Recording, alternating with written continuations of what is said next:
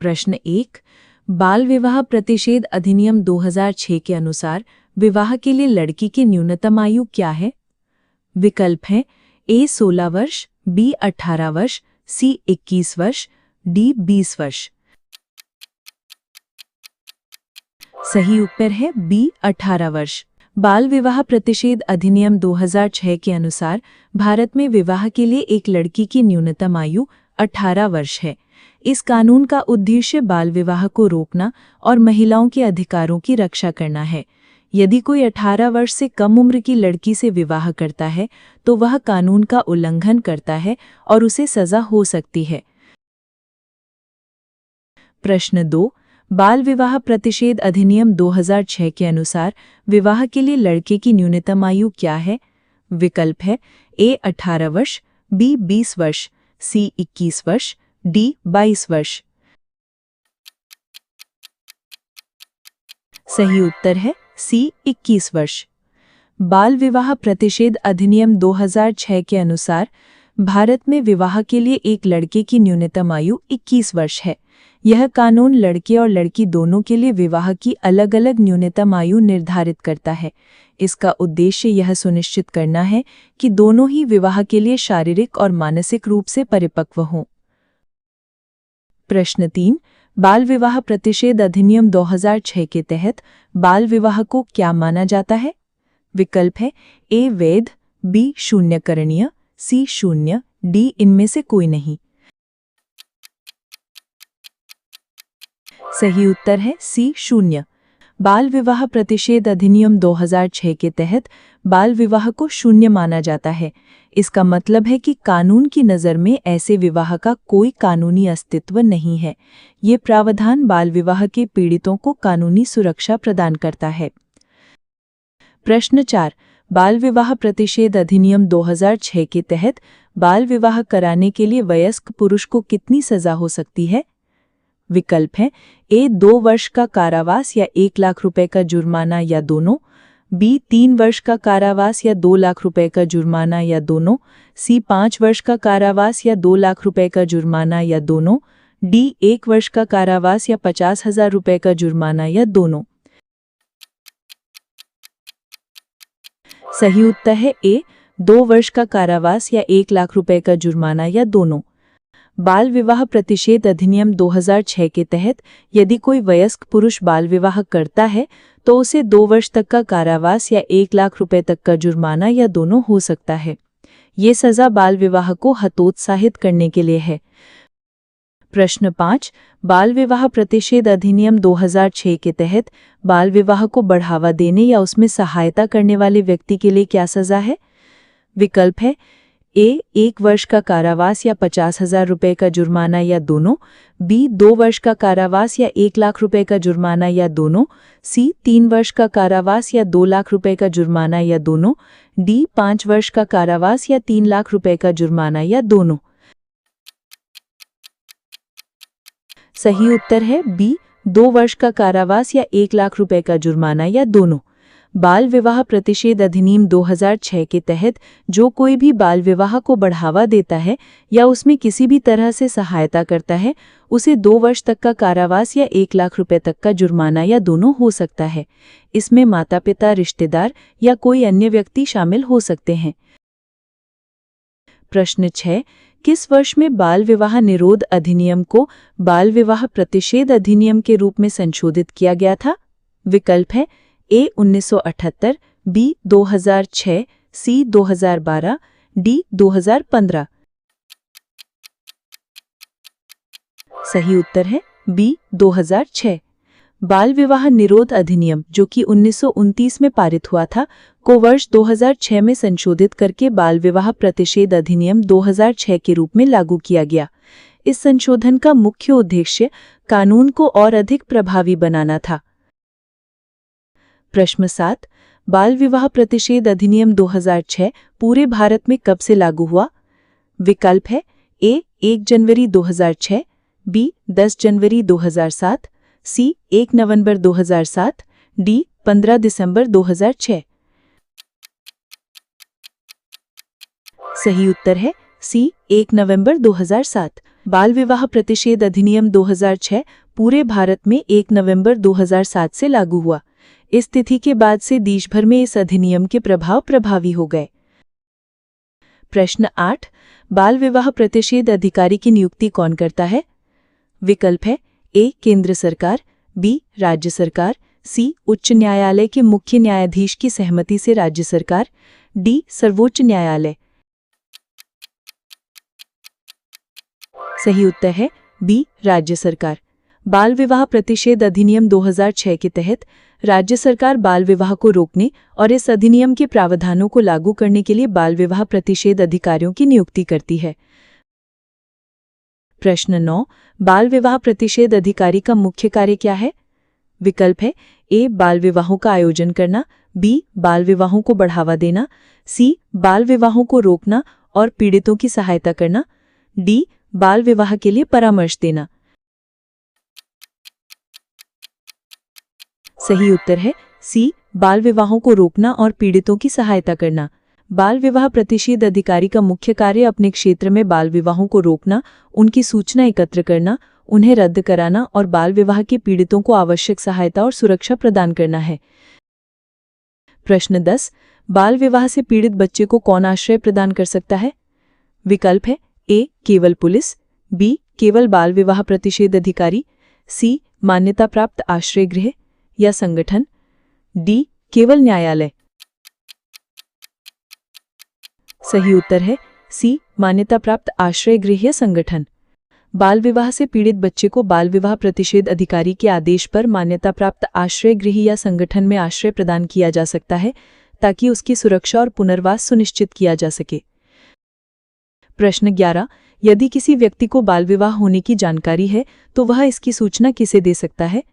विकल्प है ए केवल पुलिस, बी केवल बाल विवाह प्रतिषेध अधिकारी, सी पुलिस बाल विवाह प्रतिषेध अधिकारी या किसी भी न्यायालय को, डी केवल अपने रिश्तेदारों को।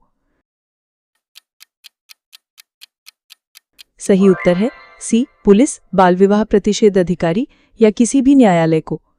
यदि किसी व्यक्ति को बाल विवाह होने की जानकारी है तो वह इसकी सूचना पुलिस बाल विवाह प्रतिषेध अधिकारी या किसी भी संबंधित न्यायालय को दे सकता है ताकि समय पर कार्यवाही की जा सके। प्रश्न 12, बाल विवाह प्रतिषेध अधिनियम 2006 के तहत विशेष न्यायालयों का गठन कौन करता है? विकल्प है ए केंद्र सरकार, बी राज्य सरकार, सी उच्च न्यायालय के मुख्य न्यायाधीश की सहमति से राज्य सरकार, डी सर्वोच्च न्यायालय। सही उत्तर है सी उच्च न्यायालय के मुख्य न्यायाधीश की सहमति से राज्य सरकार।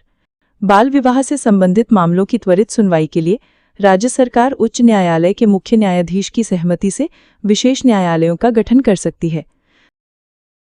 प्रश्न 13, बाल विवाह प्रतिषेध अधिनियम 2006 के अनुसार यदि कोई नाबालिग स्वयं बाल विवाह के लिए सहमति देता है तो क्या वह सजा का भागीदार होगा? विकल्प है ए हाँ उसे भी सजा होगी, बी नहीं उसे सजा नहीं होगी, सी केवल जुर्माना लगेगा, डी न्यायालय तय करेगा। सही उत्तर है बी नहीं उसे सजा नहीं होगी। बाल विवाह प्रतिषेध अधिनियम 2006 के अनुसार यदि कोई नाबालिग स्वयं बाल विवाह के लिए सहमति देता है तो उसे इस अपराध के लिए सजा नहीं दी जाएगी। कानून का उद्देश्य नाबालिगों को पीड़ित के रूप में देखना है, न कि अपराधी के रूप में। प्रश्न 14, किस अधिनियम के तहत विवाह के लिए सहमति देने की आयु 18 वर्ष निर्धारित की गई है? विकल्प है ए भारतीय दंड संहिता, बी बाल विवाह प्रतिषेध अधिनियम 2006, सी विशेष विवाह अधिनियम 1954, डी हिंदू विवाह अधिनियम 1955। सही उत्तर है बी बाल विवाह प्रतिषेध अधिनियम 2006। बाल विवाह प्रतिषेध अधिनियम 2006 के तहत विवाह के लिए सहमति देने की न्यूनतम आयु 18 वर्ष निर्धारित की गई है। इससे कम उम्र की सहमति को कानून में मान्यता नहीं दी जाती है। प्रश्न 15, बाल विवाह प्रतिषेध अधिनियम 2006 का मुख्य उद्देश्य क्या है? विकल्प है ए बाल विवाह को वैध बनाना, बी बाल विवाह को बढ़ावा देना, सी बाल विवाह को समाप्त करना और पीड़ितों के हितों की रक्षा करना, डी बाल विवाह के मामलों में केवल जुर्माना लगाना। सही उत्तर है सी बाल विवाह को समाप्त करना और पीड़ितों के हितों की रक्षा करना। बाल विवाह प्रतिषेध अधिनियम 2006 का मुख्य उद्देश्य बाल विवाह की कुप्रथा को समाप्त करना और बाल विवाह के शिकार हुए लोगों, विशेष रूप से महिलाओं और बच्चों के हितों की रक्षा करना है। प्रश्न 16, बाल श्रम प्रतिषेध विनियमन अधिनियम किस वर्ष पारित किया गया था? विकल्प है ए 1984, बी 1986, सी 1992, डी 2000। सही उत्तर है बी 1986। बाल श्रम प्रतिषेध विनियमन अधिनियम 1986 भारत की संसद द्वारा पारित किया गया था। इस अधिनियम का उद्देश्य कुछ व्यवसायों और प्रक्रियाओं में बच्चों के रोजगार को प्रतिबंधित करना है। प्रश्न 17, बाल श्रम प्रतिषेध विनियमन अधिनियम 1986 के अनुसार बालक कौन है? विकल्प है ए जिसने 12 वर्ष की आयु पूरी नहीं की है, बी जिसने 14 वर्ष की आयु पूरी नहीं की है, सी जिसने 14 वर्ष की आयु पूरी नहीं की है, डी जिसने 18 वर्ष की आयु पूरी नहीं की है। सही उत्तर है बी जिसने 14 वर्ष की आयु पूरी नहीं की है। बाल श्रम प्रतिषेध विनियमन अधिनियम 1986 के अनुसार बालक वह व्यक्ति है जिसने 14 वर्ष की आयु पूरी नहीं की है। इस अधिनियम के तहत 14 वर्ष से कम उम्र के बच्चों को कुछ विशेष व्यवसायों में काम करने से प्रतिबंधित किया गया है। प्रश्न 18, बाल श्रम प्रतिषेध विनियमन अधिनियम 1986 के तहत कितने व्यवसायों और प्रक्रियाओं में बच्चों के रोजगार को पूर्ण रूप से प्रतिबंधित किया गया है? विकल्प है ए 13 व्यवसायों और 5 प्रक्रियाओं, बी 18 व्यवसायों और 6 प्रक्रियाओं, सी 15 व्यवसायों और 7 प्रक्रियाओं, डी इनमें से कोई नहीं क्योंकि अब सभी व्यवसायों में प्रतिबंध है। सही उत्तर है डी इनमें से कोई नहीं क्योंकि अब सभी व्यवसायों में प्रतिबंध है। बाल श्रम प्रतिषेध विनियमन अधिनियम 1986 के बाद अब 14 वर्ष से कम उम्र के बच्चों के लिए सभी प्रकार के व्यवसायों और प्रक्रियाओं में रोजगार पूर्ण रूप से प्रतिबंधित है, सिवाय कुछ पारिवारिक व्यवसायों या अन्य कला और खेल जैसे क्षेत्रों में जहां बच्चा अपने परिवार की सहायता कर रहा है। प्रश्न 19, बाल श्रम प्रतिषेध संशोधन अधिनियम किस वर्ष पारित किया गया था? विकल्प है ए 2010, बी 2016, सी 2019, डी 2006। सही उत्तर है बी 2016। बाल श्रम प्रतिषेध विनियमन अधिनियम 1986 में वर्ष 2016 में संशोधन किया गया था। इस संशोधन का मुख्य उद्देश्य कानून को और अधिक कठोर बनाना और सभी प्रकार के बाल श्रम को समाप्त करना था। प्रश्न 20, बाल श्रम संशोधन अधिनियम 2016 के अनुसार बच्चों को किन क्षेत्रों में काम करने की अनुमति है? विकल्प हैं ए किसी भी खतरनाक उद्योग में नहीं, बी केवल कृषि कार्य में, सी पारिवारिक व्यवसाय में यदि वह खतरनाक ना हो, डी सभी प्रकार के उद्योगों में लेकिन सीमित घंटों के लिए। सही उत्तर है सी पारिवारिक व्यवसाय में काम करने की अनुमति है, बशर्ते कि वह व्यवसाय खतरनाक ना हो और बच्चा स्कूल के समय के बाद या छुट्टियों में काम कर रहा हो। इसके अलावा कला और खेल जैसे क्षेत्रों में भी कुछ छूट दी गई है। प्रश्न 21, बाल श्रम कानून का उल्लंघन करने पर नियोक्ता के लिए पहली बार क्या सजा है? विकल्प है ए 6 महीने तक का कारावास या 20,000 रुपये तक का जुर्माना या दोनों, बी 1 वर्ष तक का कारावास या 50,000 रुपये तक का जुर्माना या दोनों, सी 2 वर्ष तक का कारावास या 50,000 रुपये तक का जुर्माना या दोनों, डी 3 वर्ष तक का कारावास या 1 लाख रुपये तक का जुर्माना या दोनों। सही उत्तर है ए बाल श्रम कानून का उल्लंघन करने पर पहली बार दोषी पाए जाने वाले नियोक्ता को 6 महीने तक का कारावास या 20,000 रुपये तक का जुर्माना या दोनों हो सकता है। बार बार उल्लंघन करने पर सजा और भी कड़ी हो सकती है। प्रश्न 22, बाल श्रम अधिनियम 1986 के तहत बच्चों के काम करने की परिस्थितियों को विनियमित करने का अधिकार किसके पास है? विकल्प है ए केंद्र सरकार, बी राज्य सरकार, सी स्थानीय प्राधिकरण, डी उपरोक्त सभी। सही उत्तर है बी राज्य सरकार। इस अधिनियम के अनुसार राज्य सरकार को यह अधिकार है कि वह बच्चों के काम करने की परिस्थितियों को विनियमित करे, जैसे कि काम के घंटे और कार्यस्थल की सुरक्षा। प्रश्न 23, राष्ट्रीय बाल श्रम परियोजना किस मंत्रालय के अंतर्गत आती है?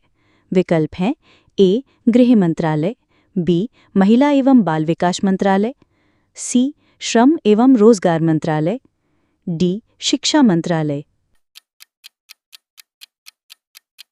सही उत्तर है सी श्रम एवं रोजगार मंत्रालय।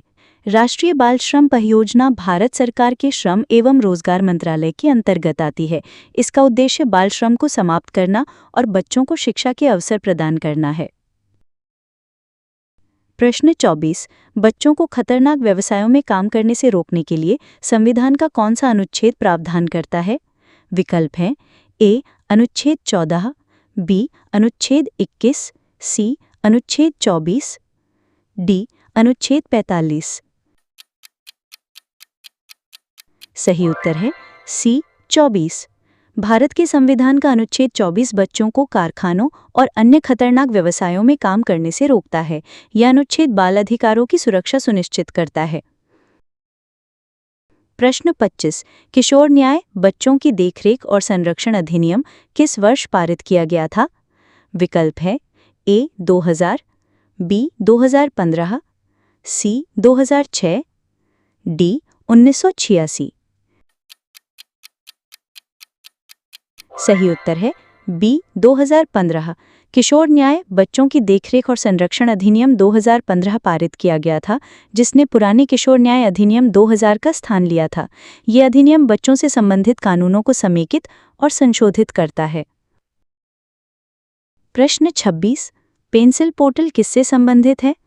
विकल्प हैं ए वरिष्ठ नागरिकों के कल्याण से, बी बाल श्रम के प्रभावी प्रवर्तन और निगरानी से, सी महिला सशक्तिकरण से, डी ग्रामीण विकास से। सही उत्तर है बी बाल श्रम के प्रभावी प्रवर्तन और निगरानी से। Pencil PENCIL platform for effective enforcement for no child labour portal Bharat सरकार द्वारा बाल श्रम के प्रभावी प्रवर्तन और निगरानी के लिए शुरू किया गया है। प्रश्न 27। अंतर्राष्ट्रीय बाल श्रम उन्मूलन दिवस कब मनाया जाता है?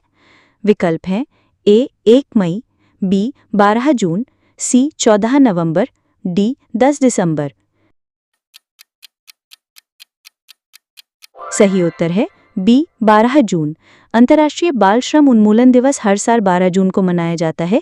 इसका उद्देश्य बाल श्रम की समस्या पर ध्यान आकर्षित करना और इसे समाप्त करने के प्रयासों को बढ़ावा देना है। प्रश्न 28। किस आयु वर्ग के बच्चों को बाल श्रम प्रतिषेध और विनियमन अधिनियम 1986 के तहत काम करने से प्रतिबंधित किया गया है? विकल्प हैं ए 6 से 10 वर्ष, बी 10 से 14 वर्ष, सी 14 से 18 वर्ष किशोरों के लिए खतरनाक काम प्रतिबंधित, डी सभी आयु वर्ग के बच्चे। सही उत्तर है बी 10 से 14 वर्ष। बाल श्रम प्रतिषेध और विनियमन अधिनियम 1986 के तहत 14 वर्ष से कम आयु के बच्चों को काम करने से प्रतिबंधित किया गया है। 14 से 18 वर्ष के किशोरों को खतरनाक व्यवसायों और प्रक्रियाओं में काम करने से प्रतिबंधित किया गया है। प्रश्न 29। बंधुआ बाल श्रम सिस्टम उन्मूलन अध्यादेश कब जारी किया गया था? विकल्प हैं ए 1975, बी 1976, सी 1981, डी 1986। सही उत्तर है ए 1975। बंधुआ बाल श्रम सिस्टम उन्मूलन अध्यादेश 25 अक्टूबर 1975 को जारी किया गया था और बाद में इसे बंधुआ श्रम प्रणाली उन्मूलन अधिनियम 1976 द्वारा प्रतिस्थापित किया गया था। प्रश्न 30।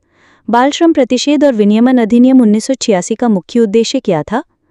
विकल्प हैं ए बच्चों के काम के घंटे विनियमित करना, बी खतरनाक उद्योगों में बच्चों के रोजगार को प्रतिबंधित करना, सी कुछ व्यवसायों में बच्चों के रोजगार को प्रतिबंधित करना और अन्य गैर खतरनाक व्यवसायों में उनकी कार्यस्थितियों को विनियमित करना, डी सभी प्रकार के बाल श्रम को समाप्त करना। सही उत्तर है सी बाल श्रम प्रतिषेध और विनियमन अधिनियम 1986 का मुख्य उद्देश्य कुछ निश्चित खतरनाक व्यवसायों और प्रक्रियाओं में बच्चों के रोजगार को प्रतिबंधित करना और अन्य गैर खतरनाक व्यवसायों में उनकी कार्यस्थितियों को विनियमित करना था। हालांकि 2016 के संशोधन के बाद अधिकांश क्षेत्रों में पूर्ण प्रतिबंध है। प्रश्न 31। बंधुआ श्रम प्रणाली उन्मूलन अधिनियम 1976 किस वर्ष पारित किया गया था? विकल्प ए 1975, विकल्प बी 1976, विकल्प सी 1980, विकल्प डी 1985। सही उत्तर है विकल्प बी 1976। बंधुआ श्रम प्रणाली उन्मूलन अधिनियम 1976 भारत की संसद द्वारा पारित किया गया था। इस अधिनियम का मुख्य उद्देश्य बंधुआ मजदूरी की प्रथा को समाप्त करना और बंधुआ मजदूरों को मुक्ति दिलाना था। प्रश्न 32। बंधुआ श्रम प्रणाली उन्मूलन अधिनियम 1976 के तहत बंधुआ मजदूर कौन है? विकल्प ए, वह व्यक्ति जो स्वेच्छा से मजदूरी करता है। विकल्प बी, वह व्यक्ति जो ऋण या आर्थिक कारणों से बंधा हुआ है और मजदूरी करने के लिए मजबूर है। विकल्प सी, वह व्यक्ति जो किसी निश्चित अवधि के लिए काम करने के लिए सहमत है। विकल्प डी, वह व्यक्ति जो न्यूनतम मजदूरी पर काम करता है। सही उत्तर है विकल्प बी। बंधुआ श्रम प्रणाली उन्मूलन अधिनियम 1976 के तहत बंधुआ मजदूर वह व्यक्ति है जिसने किसी ऋण या अग्रिम के बदले या किसी सामाजिक या पारंपरिक दायित्व के कारण अपनी स्वतंत्रता खो दी है और मजदूरी करने के लिए मजबूर है। प्रश्न 33। बंधुआ श्रम प्रणाली उन्मूलन अधिनियम 1976 के तहत बंधुआ मजदूरी को क्या घोषित किया गया है? विकल्प ए, कानूनी और वैध। विकल्प बी, आंशिक रूप से वैध। विकल्प सी, अवैध और दंडनीय। विकल्प डी, सामाजिक रूप से स्वीकार्य। सही उत्तर है विकल्प सी, अवैध और दंडनीय। बंधुआ श्रम प्रणाली उन्मूलन अधिनियम 1976 के तहत बंधुआ मजदूरी को अवैध और दंडनीय घोषित किया गया है। इस कानून के तहत बंधुआ मजदूरी कराना अपराध है और इसके लिए सजा का प्रावधान है। प्रश्न 34। बंधुआ श्रम प्रणाली उन्मूलन अधिनियम 1976 के तहत बंधुआ मजदूरी कराने वाले व्यक्ति के लिए अधिकतम सजा क्या है? विकल्प ए, 3 वर्ष का कारावास और 2000 रुपये का जुर्माना। विकल्प बी, 5 वर्ष का कारावास और 5000 रुपये का जुर्माना। विकल्प सी, 10 वर्ष का कारावास और 10,000 रुपये का जुर्माना। विकल्प डी, इनमें से कोई नहीं। सही उत्तर है विकल्प ए। बंधुआ श्रम प्रणाली उन्मूलन अधिनियम 1976 के तहत बंधुआ मजदूरी कराने वाले व्यक्ति को अधिकतम 3 वर्ष का कारावास और 2000 रुपये का जुर्माना हो सकता है। प्रश्न 35। बंधुआ श्रम प्रणाली उन्मूलन अधिनियम 1976 के तहत बंधुआ मजदूरों को मुक्त कराने और पुनर्वासित करने की जिम्मेदारी किसकी है? विकल्प ए, केवल केंद्र सरकार। विकल्प बी, केवल राज्य सरकार। विकल्प सी, केंद्र सरकार और राज्य सरकार दोनों। विकल्प डी, गैर सरकारी संगठन। सही उत्तर है विकल्प बी, केवल राज्य सरकार। बंधुआ श्रम प्रणाली उन्मूलन अधिनियम 1976 के तहत बंधुआ मजदूरों को मुक्त कराने और उनका पुनर्वास करने की प्राथमिक जिम्मेदारी राज्य सरकार की होती है। हालांकि केंद्र सरकार भी इस कार्य में सहायता करती है। प्रश्न 36। बंधुआ श्रम प्रणाली उन्मूलन अधिनियम 1976 के तहत बंधुआ मजदूरों की पहचान, मुक्ति और पुनर्वास के लिए गठित सतर्कता समितियों का अध्यक्ष कौन होता है? विकल्प ए, जिला मजिस्ट्रेट। विकल्प बी, पुलिस अधीक्षक। विकल्प सी, श्रम आयुक्त। विकल्प डी, उप विभागीय मजिस्ट्रेट। सही उत्तर है विकल्प ए, जिला मजिस्ट्रेट। बंधुआ श्रम प्रणाली उन्मूलन अधिनियम 1976 के तहत बंधुआ मजदूरों की पहचान, मुक्ति और पुनर्वास के लिए गठित सतर्कता समितियों का अध्यक्ष जिला मजिस्ट्रेट होता है। प्रश्न 37। बंधुआ श्रम प्रणाली उन्मूलन अधिनियम 1976 के तहत यदि कोई व्यक्ति किसी बंधुआ मजदूर से कोई भी सेवा लेता है तो वह किस अपराध का दोषी होगा? विकल्प ए, साधारण चोरी। विकल्प बी, बंधुआ मजदूरी का अपराध। विकल्प सी, मानव तस्करी। विकल्प डी, जबरन वसूली। सही उत्तर है विकल्प बी, बंधुआ मजदूरी का अपराध।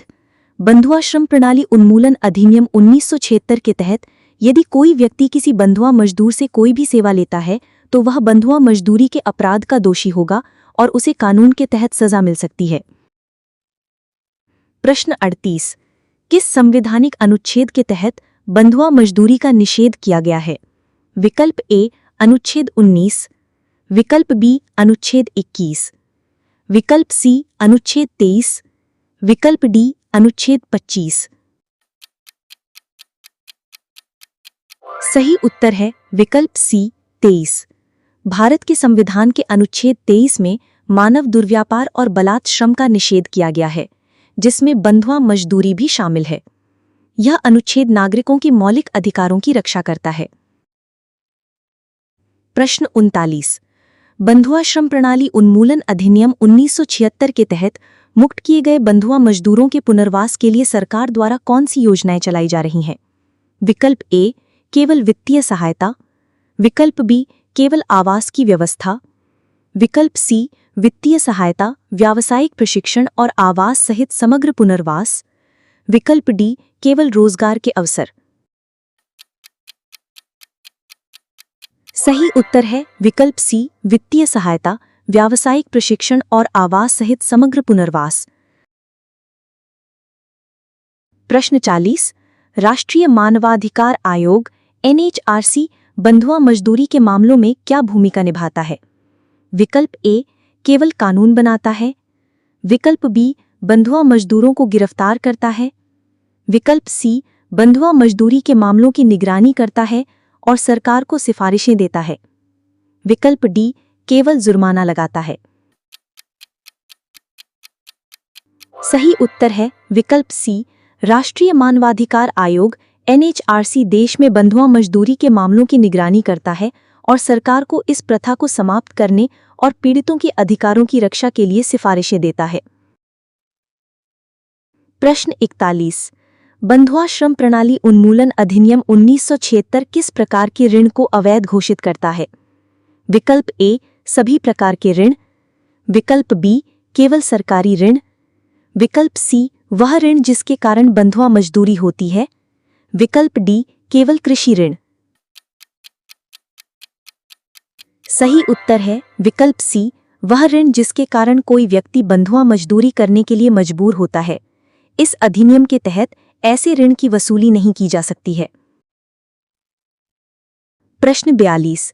बंधुआ श्रम प्रणाली उन्मूलन अधिनियम 1976 के तहत यदि कोई व्यक्ति झूठी शिकायत दर्ज कराता है तो उसके लिए क्या प्रावधान है? विकल्प ए कोई प्रावधान नहीं है, विकल्प बी केवल जुर्माना, विकल्प सी कारावास और जुर्माना दोनों, विकल्प डी कारावास। सही उत्तर है विकल्प ए।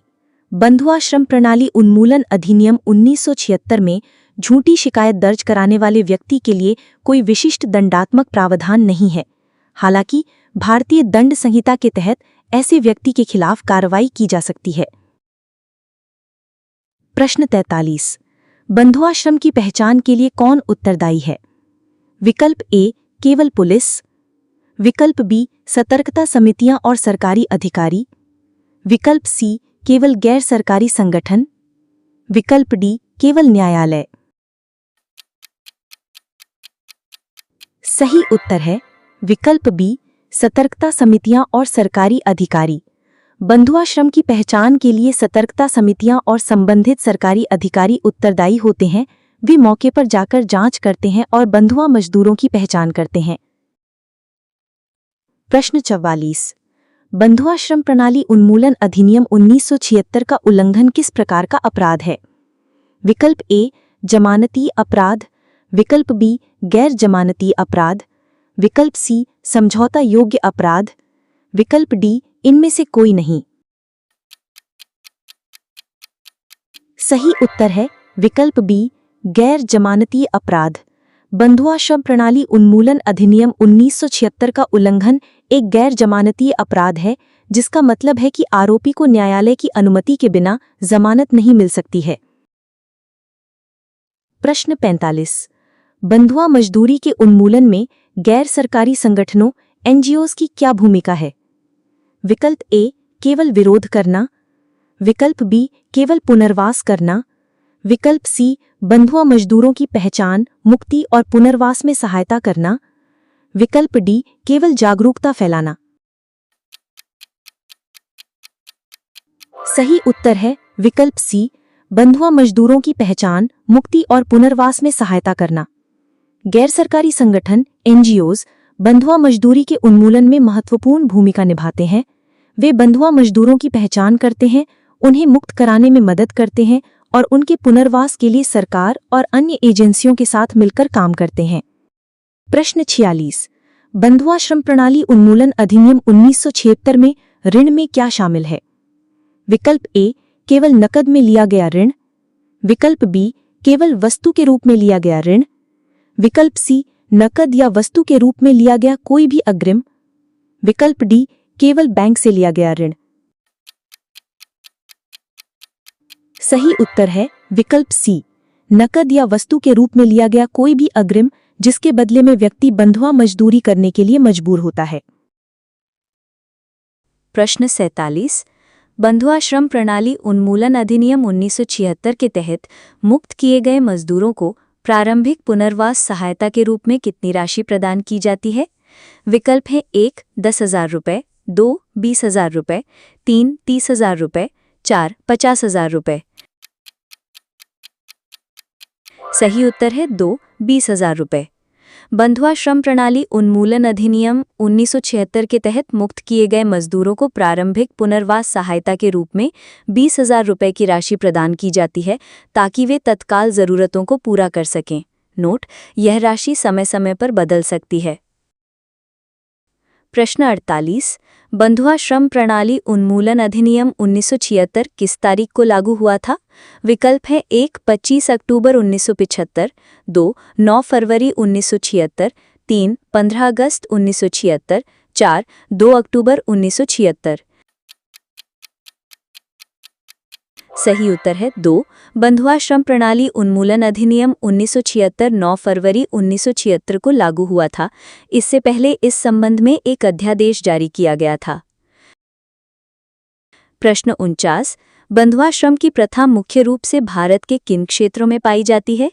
विकल्प हैं 1, केवल शहरी क्षेत्रों में, 2, केवल ग्रामीण क्षेत्रों में, 3, कृषि, ईंट भट्ठा, पत्थर खदान जैसे अनौपचारिक क्षेत्रों में, 4, केवल संगठित उद्योगों में।